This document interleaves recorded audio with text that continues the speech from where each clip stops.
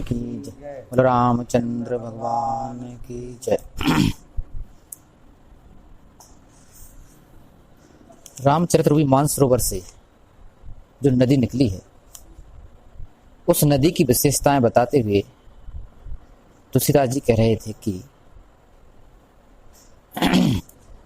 शंकर जी और पार्वती जी के विवाह के जो बाराती हैं, वे बाराती ही उस नदी में रहने वाले जलचर और बहुत से प्रकार के पक्षी हैं। और रामचंद्र जी के जन्म की जो बधाई का जो आनंद है, बधाई का जो उत्सव है, वह उसमें उठने भंवरें और तरंगें हैं। आगे तुलसीदास जी कहते हैं कि बाल चरित चहुबंद के बनज विपुल बहुरंग, नृपरानी परिजन सुकृत मधुकर वार विहंग। बाल चरित चहुबंद के चारों भाइयों के जो बाल लीलाएं हैं, वे उस नदी में खिले हुए विभिन्न प्रकार के कमल के फूल हैं। बाल चरित चहुबंद के बनज विपुल बहुरंग, बहुत से प्रकार के बनज यानी के कमल हैं। नृपरानी परिजन सुकृत मधुकर वार विहंग, अब कमल हैं तो भौरा और पक्षी भी होना चाहिए। तो तुलसीदास जी कहते हैं कि राजा दशरथ, उनकी तीनों रानियां और परिवार के जो सदस्य हैं, उन सभी के जो पुण्य कर्म हैं, नृपरानी परिजन सुकृत, राजा रानी और परिवार के सदस्यों के जो पुण्य कर्म हैं, वे भौरा और विभिन्न प्रकार के बारी विहंग जल के पक्षी हैं। सिए स्वयंवर कथा सुहाई, सरित सुहावनी सो छवि छाई। और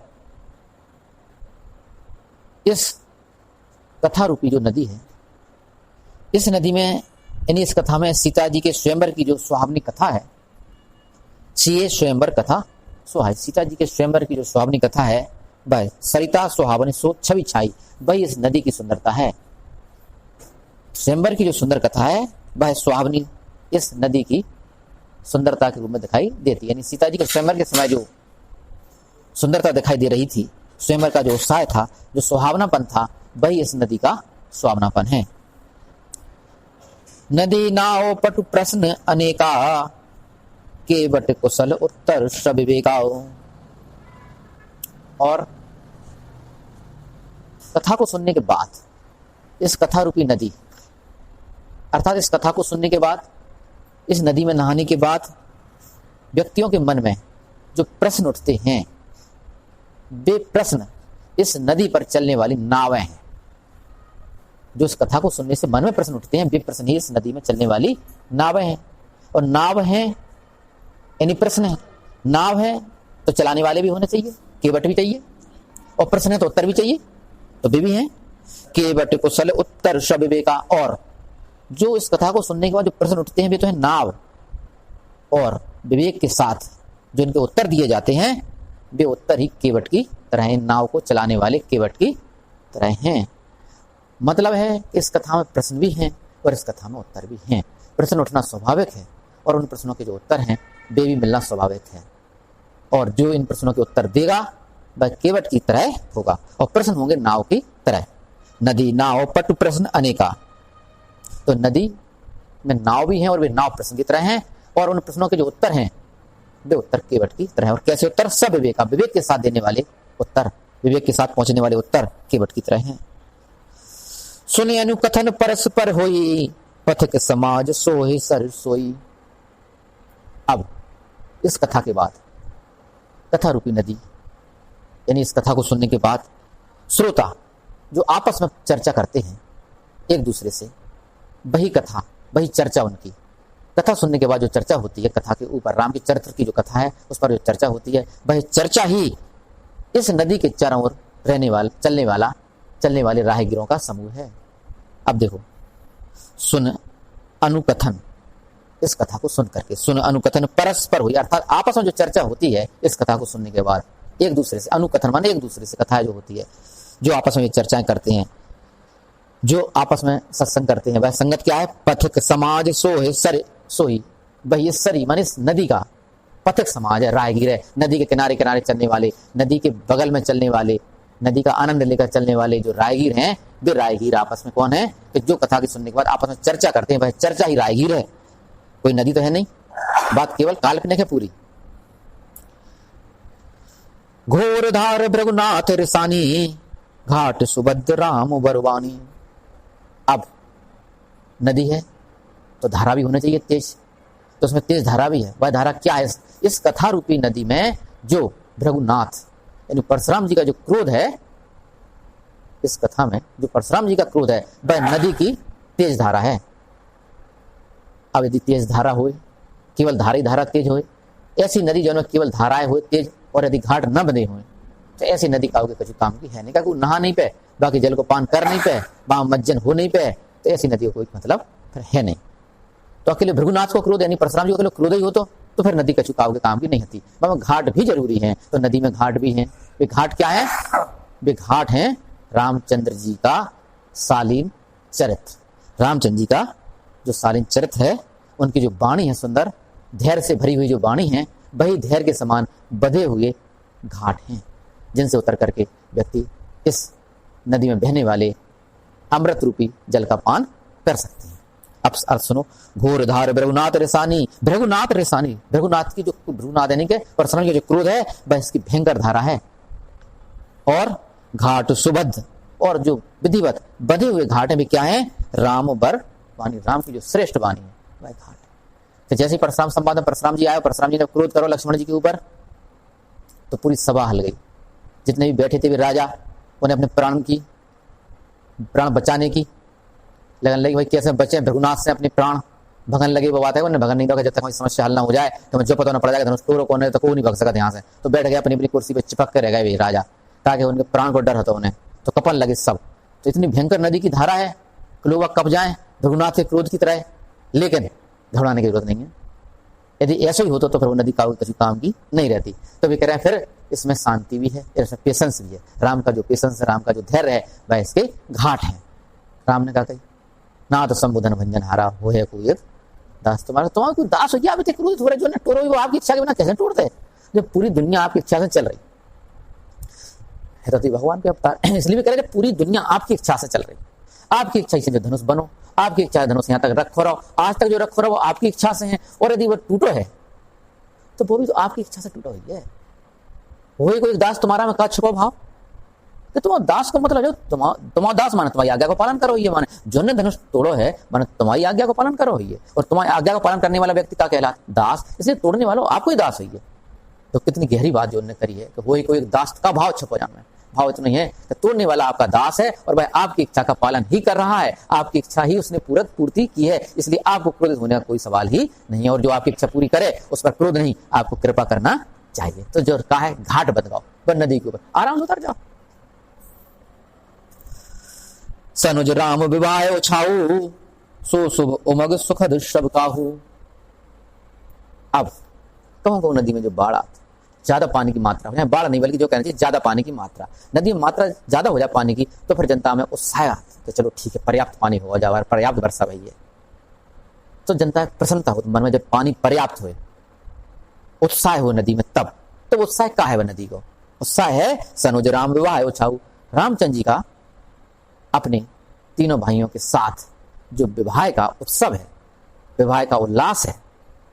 राम के विवाह की जो कथा है, चारों भाइयों का जब विवाह हो रहा है, तो उस विवाह के समय व्यक्तियों के मन में जो उत्साह है, जो उमंग है, वह उत्साह और उमंग ही इस कथा में बड़ा हुआ पानी है। वह पानी का उत्साह है जिससे सभी व्यक्ति सुखी होंगे। देखो सो ये कह रहे हैं सनुज राम विवाह उछाऊ, अनुजों के साथ राम के जो विवाह का उत्साह है, सो शुभ उमग सुखद सब काहू। वह जो उस समय जो नदी में पानी की बढ़ोतरी है, पानी का जो उत्साह है, वह पानी का उत्साह सभी को सुख देने वाला है। सुखद सब काहू कहत सुनत हर सही पुल काहीं, ते सुकृति मन मुदित नहाही। अब एक शर्त बता रहे, इस नदी में कैसे व्यक्ति नहा सकते हैं। कौन सी नदी? राम की कथा रूपी जो नदी है, रामचरित मानसरोवर से जो निकली है, उस नदी में नहाते कैसे व्यक्ति हैं? वे कौन से व्यक्ति हैं? वे कौन से भाग्यशाली व्यक्ति हैं जो इस नदी में नहा सकते हैं? उनकी पहचान बताते हुए तो सीताजी कहते हैं कि कहत सुनत हर सही पुल काहीं। जब यह कथा कही जा रही हो, उस कथा को सुन करके, कहत सुनत, इस कथा को कहने में या इस कथा को सुनने में जो हर्षित होते हैं, और पुल कहते हैं रोमांचित होते हैं। रोमांच आना चाहिए भीतर से। रोमांच का मतलब क्या है? रोमांच का मतलब है कि रोमों का खड़ा हो जाना, व्यक्ति के शरीर में रोमों का खड़ा हो जाना। व्यक्ति के शरीर में रोम खड़े होते कब हैं? व्यक्ति के शरीर में रोम खड़े जब होते हैं कि जब वो अंदर से खालीपन महसूस करे। यदि व्यक्ति को अंतरिक्ष में ले जाया जाए, अंतरिक्ष में 400 किलोमीटर के ऊपर जो है व्यक्ति, 400 किलोमीटर के ऊपर, तो ऐसे पृथ्वी की ग्रेविटी खत्म हो जाए, गुरुत्वाकर्षण बल को ना के बराबर रह जाए, और जैसी ग्रेविटी खत्म हुई है व्यक्ति के रोम खड़े हो जाए। बासों ऊपर जाना बिना सुरक्षा के संभव नहीं है। फिर बाकी बात, फिर ऐसे कोट पहना हो जाता है कि जो पृथ्वी को वायुमंडल अपने ऊपर दबाव है, इतनी दबाव वाले कोट पहना जाता है ऊपर से कि अंतरिक्ष में जाके उतना दबाव महसूस करे वो, नहीं तो शरीर फट जाएगा वो। इसलिए ऐसे कोट पहन जाने पर जो वायुमंडल का जो दबाव है अपने ऊपर, उतना दबाव अंतरिक्ष में भी रह सके बाकी ऊपर। लेकिन हम केवल रोमांच समझाना चाह रहे हैं। तो जैसे 400 किलोमीटर पर टच हुई है, जैसे शरीर में रोमांच उत्पन्न हुई है, ताकि हल्कोपन अपने इतने हल्के, ग्रेविटी खत्म है, वजन खत्म, बिल्कुल हल्के। हल्के का मतलब क्या है? हल्के का मतलब तुम बच्चे नहीं, अपने लगे कि हम है ही नहीं। यदि 400 किलोमीटर के ऊपर तुम्हें छोड़ दिया जाए तो नीचे नहीं आ रहे, फिर वहीं रह जाओ, ग्रेविटी खत्म हो गई। तो मतलब वजन जैसे व्यक्ति को खत्म होता है, तैसे रोमांच उत्पन्न हो जाता है। रोमांच का मतलब क्या है? कि अंदर का जो खालीपन है वही तो रोमांच है। अंदर को जो खाली, तो अंतरिक्ष में जाने की जरूरत क्या है? अंतरिक्ष में जाने की जरूरत नहीं है। अंतरिक्ष में जा सकत, सरकार के जो नियम है, 15 करोड़ को एक टिकट है और 6 महीना की ट्रेनिंग है, इंग्लिश बोलना और समझना जरूरी है, और शरीर में कोई बीमारी ना हो, ऐसे व्यक्ति को अंतरिक्ष की यात्रा कराई जा सकती है। मार्शल टिटो नाम के व्यक्ति ने सबसे पहले अंतरिक्ष की यात्रा करी थी। कोई वैज्ञानिक नहीं हो, वैज्ञानिक होना जरूरी नहीं है, पैसा होने चाहिए अकेले तुम्हारे पास, और अंग्रेजी बोलना और समझना जरूरी है, और बीमारी नहीं होनी चाहिए कुछ। हाँ बिल्कुल, वो कहने वाले हैं कि रोमांच कहाँ कहाँ होते ही, जब झूला नीचे की ओर, जो तो सबने अनुभव करा हुई है, अंतरिक्ष जाना तो बहुत कठिन है। झूला जैसे नीचे की ओर आता है जैसे रोमांच उत्पन्न होता। रोमांच का है वो, पृथ्वी जितने गुरुत्वाकर्षण अपन को खींच रही है नीचे की ओर, उतने से ज्यादा झूला तेज आ रहा हो नीचे, और उतने से भी यदि आ रहा हो ये तो अभी रोमांच उत्पन्न हो जाए, ताकि तुम्हारा वजन खत्म हो चुका। और यदि व्यक्ति को छोड़ दिया जाए ऊपर से, और जितनी स्पीड से वो नीचे की ओर आ है, बस से ज्यादा स्पीड से यदि झूला आ रहा हो तो रोमांच हुई है, उतनी स्पीड से आ रहा हो तो भी रोमांच हुई है, उतनी से कम आ रहा हो तो रोमांच नहीं हुई, फिर तुम्हारा वजन कचू न कचू रहे, और उतनी ज्यादा स्पीड से आया तो तुम्हारा तो वजन निगेटिव हो जाए, माइनस में चलो जाए। इसलिए तो तुम देखो बच्चे को बेचैनी हो तो बड़े भयंकर बेचैनी को कारण,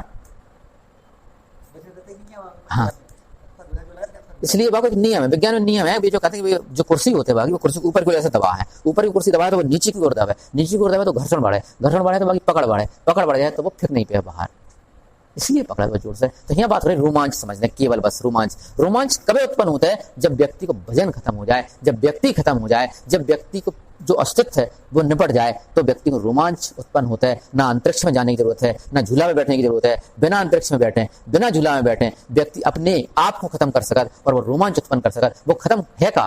तुम्हें शरीर थोड़ी नष्ट करने, अपने मन को खत्म करने। तुम जो हो अपने आप में, जो तुम मान रखी हो अपने आप को, वो अपने आप में तुमने न्यौछावर कर दो ईश्वर के प्रति। ईश्वर के सामने पांव पड़ने को मतलब जो होता है, ईश्वर आज से हम कुछ नहीं, जो तुम चाहो सो हुई है। लेकिन व्यक्ति करा तो उल्टो है कि मंदिर में जब पांव पड़ा तो मंदिर से जो पूरी लिस्ट लिया घर से अंदर की वो और पड़ गई उनके सामने, भगवान जो करना हो सुरक्षा करियो।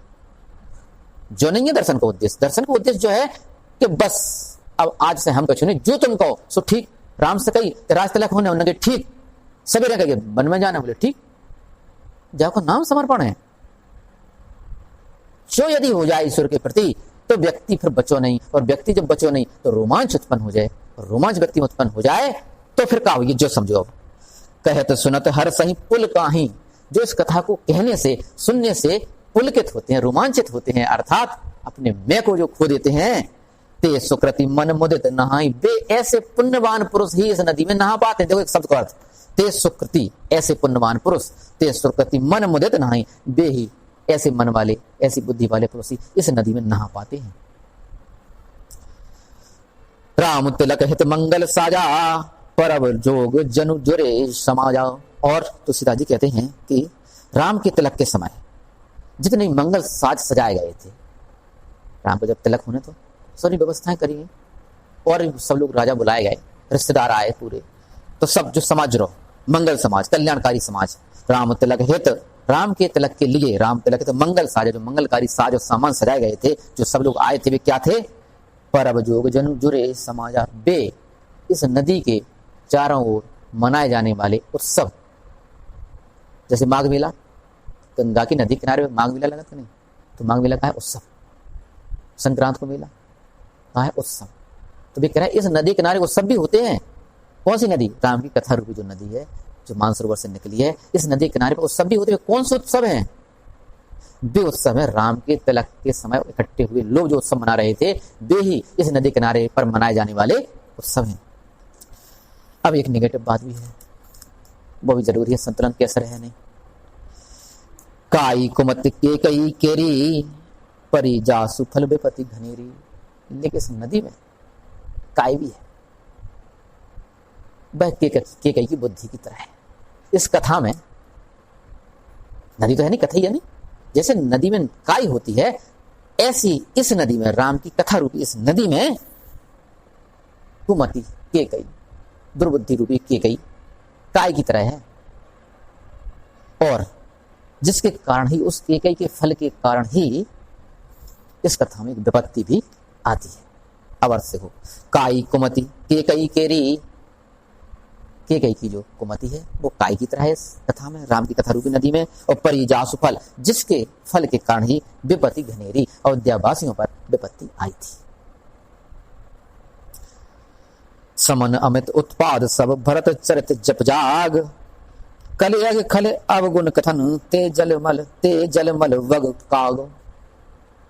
समन अमित उत्पाद सब, सभी उत्पादों को नष्ट कर देने वाला। मन में जितनी भी उत्पाद हैं, जितनी भी कष्ट हैं, जितनी भी समस्याएं, जितनी भी दिक्कतें हैं, जितनी आफत हैं, जितनी भी संकट हैं, उन सभी संकटों को नष्ट कर देने वाला क्या है इस कथा में? भरत चरित जप जाग। यानी कि इस नदी के किनारे पर जो व्यक्ति बैठ करके जप करते हैं, वह जप क्या है इस कथा में? वह जप है भरत का चरित्र। जप का ऐलान कर लोग कि उनके संकट दूर हो जाए। जगह जप कर रहा हूं, नहीं तो संकट दूर हो जाए।